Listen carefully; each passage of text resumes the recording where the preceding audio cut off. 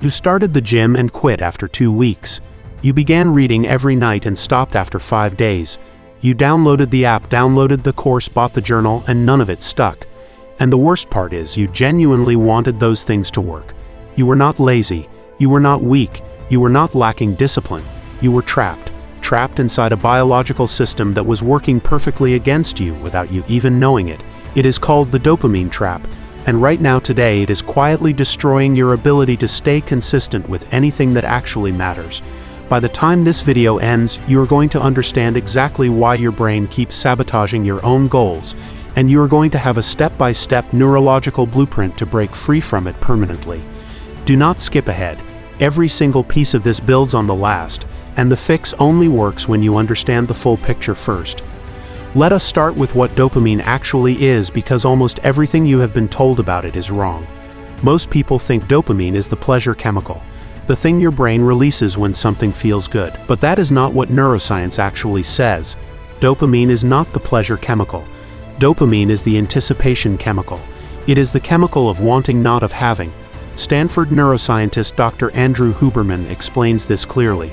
Dopamine spikes before you get the reward, not after. It is the craving, the reaching, the scrolling, the seeking. The moment you actually get what you wanted, the dopamine drops. This is critical to understand because it means your brain is designed to be perpetually unsatisfied. It is built to always want more and to find less pleasure in what it already has. This is not a flaw. For most of human history, this drive kept us alive. It pushed us to find more food, more shelter, more connection. But in the modern world, this ancient system has been hacked, and it is being used against you at a scale your ancestors could never have imagined. Here is how the trap gets set. Every time you check your phone and see a notification, your dopamine spikes. Every time you scroll and see something funny, surprising, or shocking, your dopamine spikes. Every time you get a comment, a match on a dating app, your dopamine spikes. These spikes are small, but they are extremely frequent. And here is the devastating part. Every dopamine spike is followed by a dopamine dip. A drop below your baseline. This is called the dopamine trough, and it is the source of almost every consistency problem you have ever had. After the spike, your brain feels flat, empty, restless. It craves another hit, so it pulls you back to your phone, back to the scroll, back to the easy stimulation. And every time you go back, the bar rises a little higher. The baseline shifts.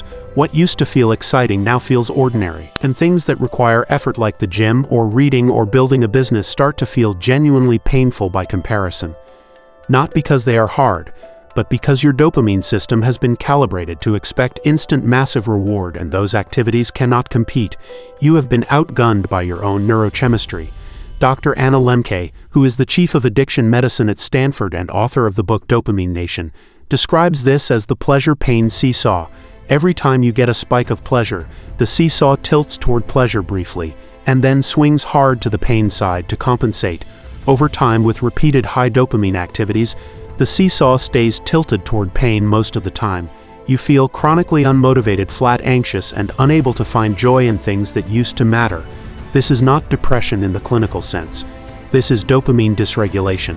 And it is becoming an epidemic, affecting hundreds of millions of people who have no idea what is happening to them, or why they cannot seem to stay consistent with anything. So how do you fix it? The answer is a process, and it has 3 distinct phases. You cannot skip to phase 3. The brain does not allow shortcuts here. Phase 1 is called the dopamine fast, and it is exactly what it sounds like. You need to temporarily remove or dramatically reduce the high dopamine activities that have hijacked your baseline. Not forever. Just long enough for your brain to recalibrate. Dr. Lembke recommends a minimum of 30 days of abstinence from your highest dopamine source to allow the brain's reward circuitry to reset. But even a weekend fast produces measurable results in how motivated and focused you feel. This means no social media scrolling, no binge watching, no video games, no junk food, no pornography. Whatever your personal high dopamine trap is, you reduce it deliberately. The first 3 to 5 days of this will feel genuinely terrible. You will feel bored, irritable, flat, and restless. That discomfort is the dopamine trough making itself known.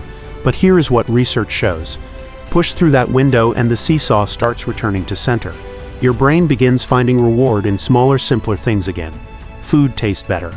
A walk outside feels genuinely good. Conversation becomes interesting. Your baseline is recalibrating, and that recalibration is the foundation everything else is built on.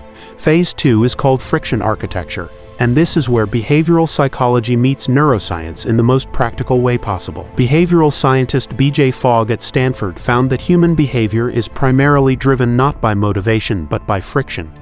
The harder something is to access, the less likely you are to do it. The easier it is, the more automatic it becomes. Right now, your high dopamine traps have zero friction. Your phone is in your hand, Netflix opens in one click, the app is on your home screen, and your meaningful goals like exercise, reading, or building a skill have enormous friction. The shoes are in the closet, the book is in another room. The habit requires planning.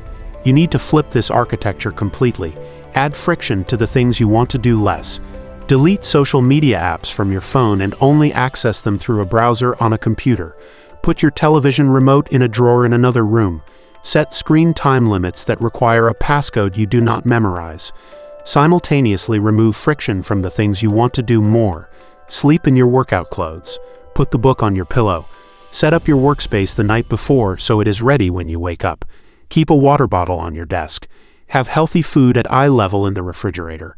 Every single barrier you remove from a good behavior, and every single barrier you add to a bad behavior, changes the neurological equation in your favor. You are not relying on willpower.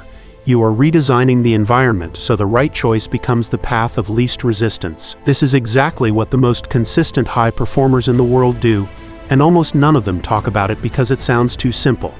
But simple is what works. Phase 3 is called dopamine stacking, and this is the most powerful long-term tool in this entire framework. Now that your baseline is recalibrating and your environment is redesigned, you need to teach your brain to associate the activities that matter with genuine dopamine reward. Here is how it works. When you do something hard and then acknowledge it genuinely, your brain releases dopamine, not from the external reward, but from the internal recognition of effort and progress.